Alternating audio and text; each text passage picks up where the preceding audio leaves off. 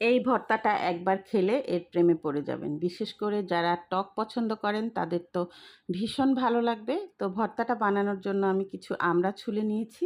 আমড়াগুলোকে পাটার মধ্যে রেখে আমি একটু থেতো করে নিয়েছি। আর আমড়ার বিচিটা অবশ্যই ফেলে দিবেন।